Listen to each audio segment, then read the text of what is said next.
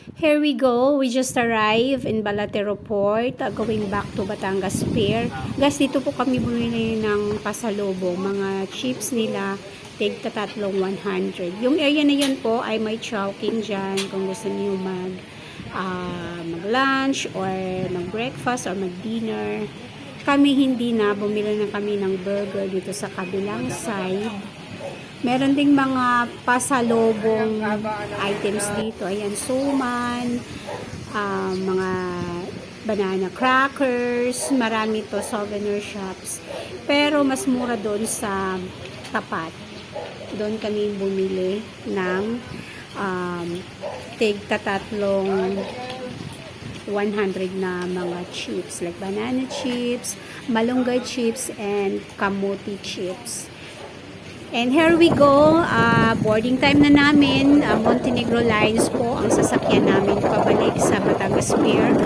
Montenegro Lines Fast Craft po. Tingnan natin, first time kong sumakay ng bagong Montenegro Fast Craft kasi noong 2019 parang iba yung itsura na kanilang Fast Craft, hindi pa ganun ka modern, pero ngayon parang yung itsura niya parang cruise. Tingnan nga natin. Medyo mas malaki ito kaysa Galerian.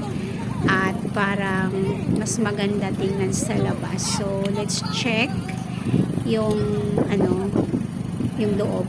And actually nga guys, pala, yung ticket namin, bumili kami doon sa travel agency ng pinagstihan namin. At medyo mahal, 600, magkano ba yun? 620 or 670, parang ganun. Basta mahal, may kamahalan siya. So, better na doon kayo talaga sa office ng Montenegro Lines or ng Galerian Lines ng Fast Craft Company kasi 600 pesos lang. So, ito nga yung itsura ng loob ng Montenegro Lines. Ayan, very modern.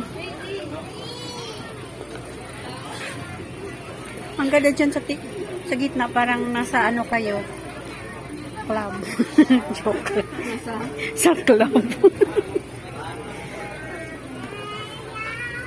Tingnan natin.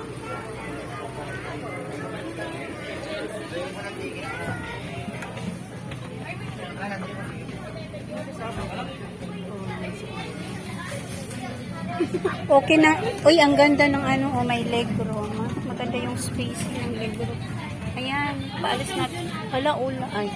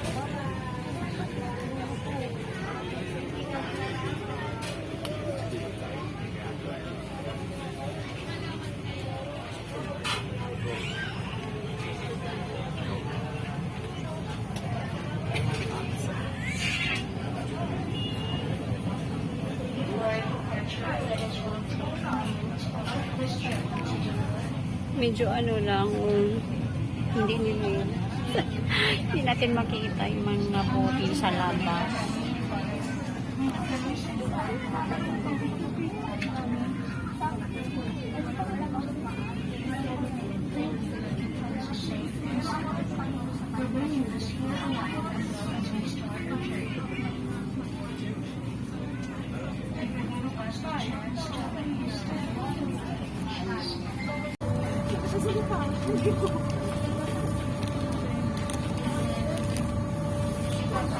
Alam mo kapatid, yung mismo resort of Medellin natin kasi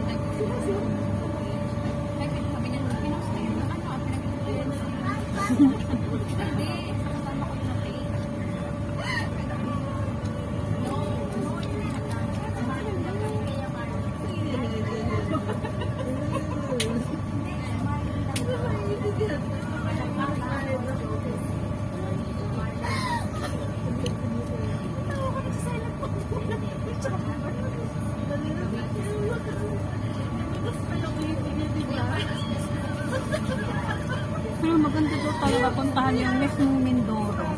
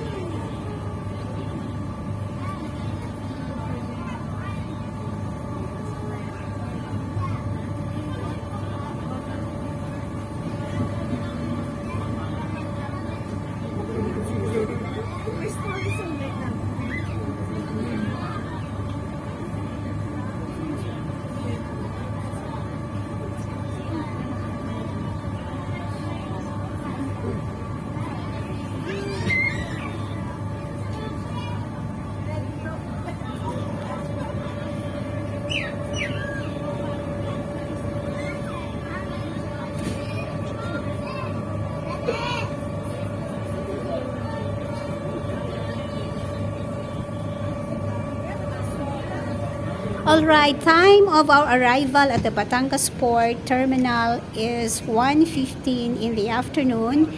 And because we're going back to Metro Manila via Cubao,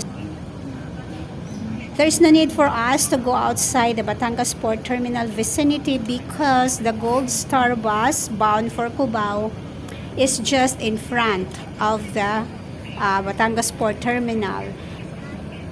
The transportation fee for Cubao is 277 pesos and there's a free Wi-Fi on board of this bus.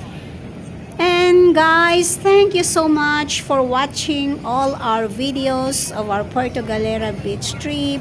Hopefully you can tune in also. You can watch more of our videos of our upcoming travel and food adventures. Thank you as always, and don't forget to check our Facebook account. Also, the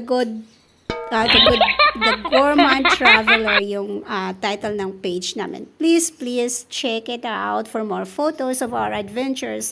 Thank you everyone!